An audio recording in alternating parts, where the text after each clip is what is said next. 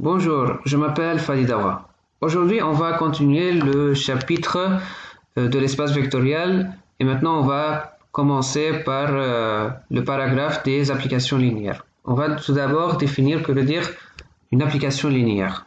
Soit tout d'abord, E et F sont deux KEV, ça veut dire deux espaces vectoriels sur le corps commutatif K. Donc, et en plus de ça, on a une application F de E dans F. Voilà. On a déjà expliqué dans le playlist de l'algèbre que veut dire une application. Ça veut dire pour tout élément X appartient à E, il existe une image unique appartient à F. Voilà. On appelle donc cette application une application linéaire si et seulement si pour tout x, y appartient à E, et pour tout lambda et mu appartient au corps commutatif, on a f de lambda x plus mu y égale lambda f de x plus mu f de y. Donc f d'une combinaison est égal à une combinaison dans f. Voilà. On l'appelle L de EF, c'est l'ensemble des applications linéaires de E dans F. Et L de E si E est égal à F. Voilà. Et si f est égal à E, alors à ce moment-là, on dit qu'une application linéaire est appelée un endomorphisme de E. On va utiliser cette définition lorsqu'on va parler des vecteurs propres. Et ça, c'est dans les chapitres suivants. Ensuite, toute combinaison linéaire d'applications linéaires, c'est une application linéaire. Et aussi la composée d'applications linéaires, de plusieurs applications linéaires, aussi une application linéaire. On va démontrer bien sûr dans d'autres vidéos ces deux théorèmes. Ensuite, on dit qu'une application linéaire est isomorphisme si et seulement si elle est bijective. Donc ça c'est facile.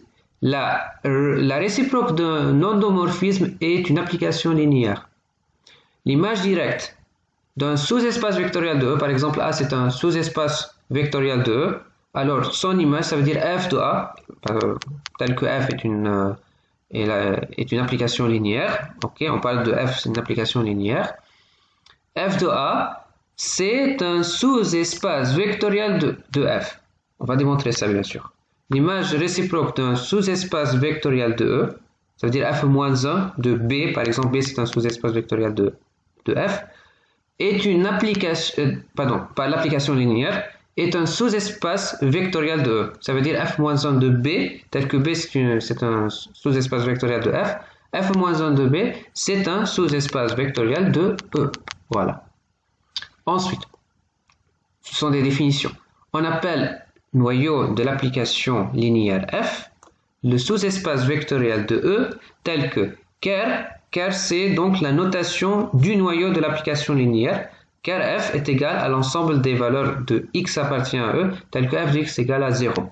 Et ici, le 0, c'est l'élément neutre pour la loi interne de f. Parce que f, c'est un espace vectoriel. Théorème. Si f est une injective, donc c'est une application injective, si et seulement si, car f est égal à l'ensemble, ou bien on va dire l'ensemble unique composé d'un seul élément, qui est l'élément neutre de qui? De E. Donc de la loi interne de E. Voilà. Ensuite, la quatrième définition suivante, on appelle image de l'application linéaire f le sous-espace vectoriel de f. Ok, donc le sous-espace vectoriel de f, tel que im de f est égal à f de x, tel que x appartient à E. Donc tout simplement, c'est donc l'image de E. Voilà, tout simplement. Ensuite, si x, i est une famille génératrice de E, alors im de f est égal à vect de f de xi, et i appartient à i. Vous savez bien déjà qu'on a défini que veut dire le vect d'un ensemble. Le vect d'un ensemble, c'est le plus petit sous-espace vectoriel en termes d'inclusion. Je vais voir, oui, voilà. Donc, si x est une partie de E, il existe un sous-espace vectoriel de E contenant x qui est le plus petit possible, Donc, le plus petit sous-espace vectoriel qui contient cette partie. Voilà. C'est pas nécessaire que x c'est une partie, c'est un sous-espace vectoriel, ok?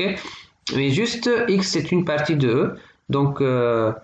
Donc par définition, vec de x c'est le plus petit sous-espace vectoriel qui contient x. Voilà. Et du coup, ici, si x de i c'est une famille génératrice de E, alors im de f est égal à vec de f de xi. Voilà.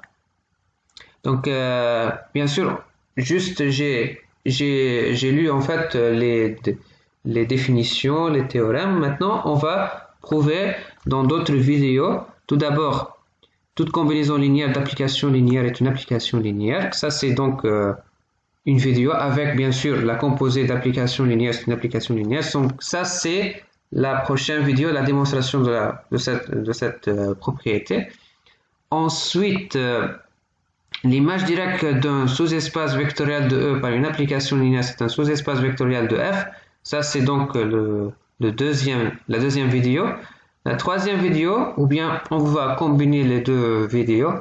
Donc, c'est la suite de la deuxième vidéo. L'image réciproque d'un sous-ensemble vectoriel de F par une application linéaire, c'est un sous-espace vectoriel de E. Aussi, on va le démontrer. Et la dernière vidéo, la troisième vidéo de démonstration, c'est lorsque f est injectif, c'est équivalent à dire que car f est égal au singleton composé de l'élément neutre de la loi interne de E. Voilà. Et bien sûr, la dernière propriété, si donc xi c'est une famille génératrice de E, alors im de f est égal à vec de f de xi. On va démontrer aussi ça. Ok. Donc si vous avez des questions, bien sûr, vous pouvez me contacter ou bien sur Facebook ou bien sur LinkedIn. Ok.